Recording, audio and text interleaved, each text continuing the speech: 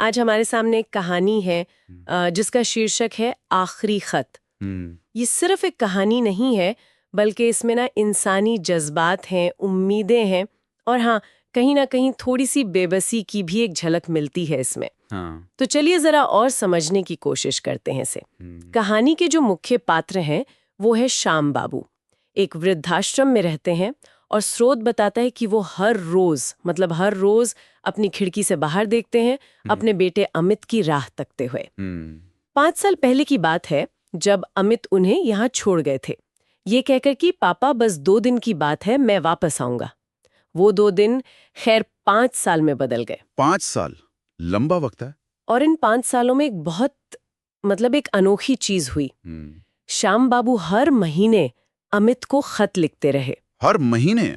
बिना किसी जवाब के। हाँ, यही तो बात है, बिना किसी जवाब की उम्मीद के 5 साल तक लगातार। और उन खतों में ना कोई शिकायत नहीं, कोई गिला शिकवा नहीं था। अच्छा।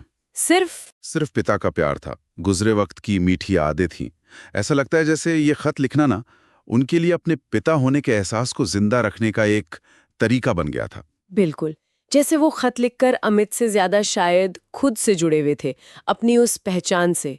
लेकिन फिर कहानी में एक मोड़ आता है।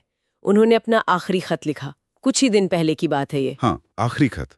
और इस बार उन्होंने वो खत भेजा नहीं, अपने तकिए के नीचे रख लिया। भेजा नहीं, ये बात गौर करने वाली है। हाँ, और उसमें भी वही प्यार भरी बातें थीं।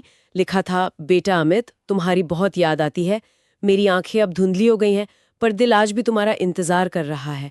वक्त मिले तो मिलने जरूर आना। ये खत ना भेजना, ये अपने आप में बहुत कुछ कहता है। क्या ये दिखाता है कि कहीं ना कहीं वो उम्मीद अब शायद कम हो रही थी?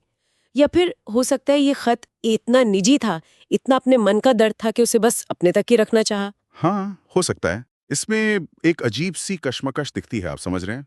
इंतजार अब भी है, पर शायद उसे जताने की हिम्मत या जरूरत वो कम हो गई है। ये मानवीय भावनाओं की वो परतें हैं जहां उम्मीद और नाउमीदी एक साथ रह सकती हैं। बिल्कुल, और इसी कश्मकश के बीच कहानी अपने अंत तक पहुंचती है।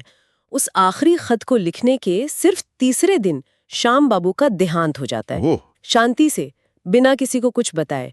और स्रोत ये भी बताता है कि अमित आता है, लेकिन जाहिर है तब तक बहुत देर हो चुकी होती है, सिर्फ अफसोस करने का वक्त बचता है। और यहीं पर मुझे लगता है कहानी का जो असली सार है वो उभर कर आता है, जिसे स्रोत ने भी साफ तौर पर कहा है कि कभी-कभी हम अपनों को इतना इंतजार करवा देते हैं कि उनके पास हमारे लिए रुकने का, या कहिए कि इंतजार करने का वक्त ही खत्म हो जाता है। सही बात है। रिश्ते और भावनाएं वो वक्त के मोहताज होते हैं, उन्हें हमेशा के लिए टाला नहीं जा सकता। हाँ, स्रोत की वो लाइन बहुत सीधी और असरदार है, जब कोई है तभी अपनापन दिखाओ। ये सिर्फ इस कहानी का सबक नहीं है, ये तो रिश्तों को निभाने का एक बहुत अहम पहलू है। अपनी भावनाओं को, अपने वक्त को सही समय पर जताना कितना जरूरी है। और ये एक सवाल भी खड़ा करता है, क्या श्याम बाबू का वो खत न भेजना, क्या वो सिर्फ खटती उम्मीद थी, या कहीं ये अपने बेटे को अब और तकलीफ न देने का एक खामोश तरीका भी था? ये एक मुश्किल सवाल है।